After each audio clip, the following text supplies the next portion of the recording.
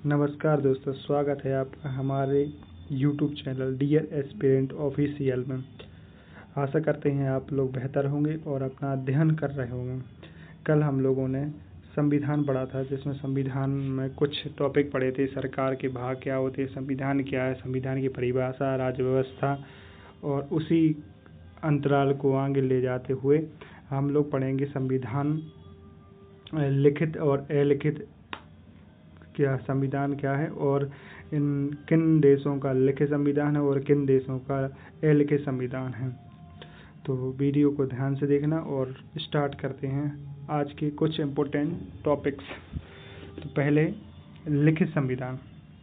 लिखित संविधान, इसको अलिखित और लिखित संविधान हम पहले ही समझ चुके थे, वो आपको फर्स्ट वीडियो में मिल जाएगा। और लिखित संविधान जैसे ब्रिटेन, कनाडा, लिखित संविधान ब्रिटेन, कनाडा, न्यूजीलैंड, सऊदी अरब और इजराइल का है ना। मुख्यतः ये देश हैं जिनका अलिखित संविधान है। पूर्णतः अलिखित नहीं है, पर हाँ अलिखित कह सकते हैं उनको। और लिखित संविधान, ये देश हैं जिनका लिखित संविधान है। लिखित संविधान की सूची में यूएसए का 1789, ये यूएसए अमेरिका, ये सबसे पुराना लिखित संविधान है ना। और फ्रांस आता है, फिर आता है पाकिस्तान, ये और भारत, इन देशों का लिखित संविधान है। और आगे देखते हैं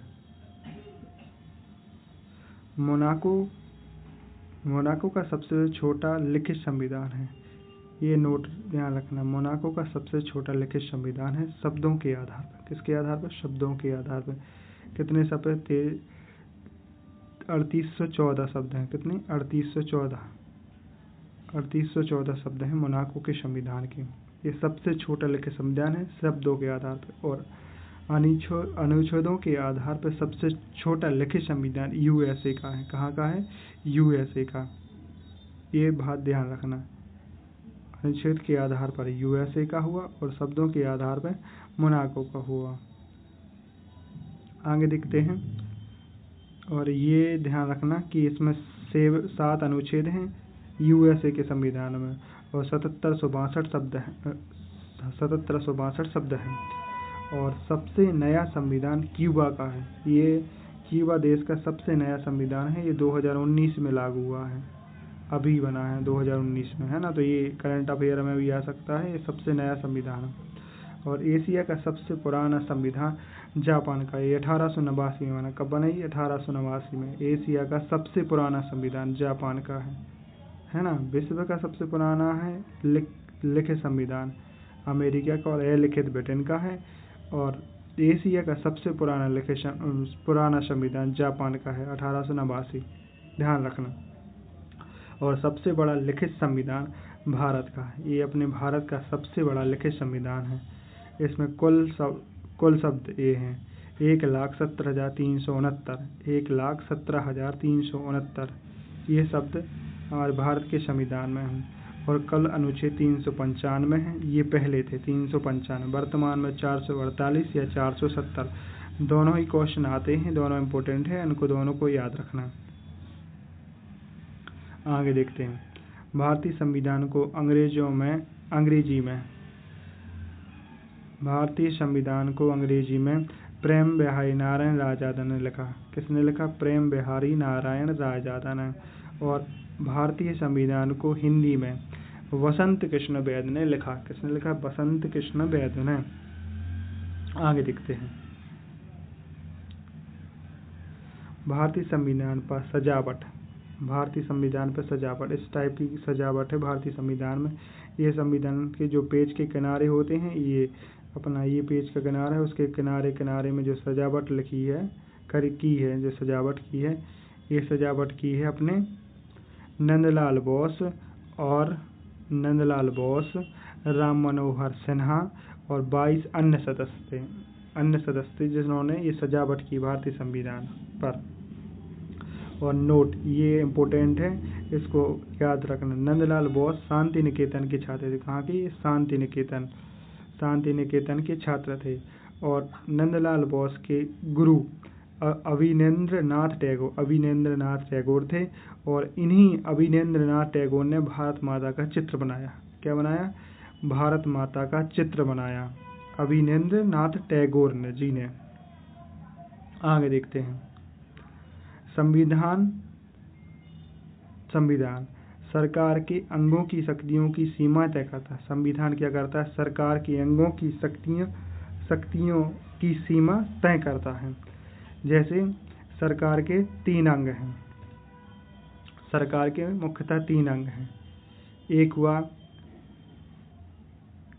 सरकार के मुख्यतः 3 अंग हैं: विधायिका, कार्यपालिका और न्यायपालिका।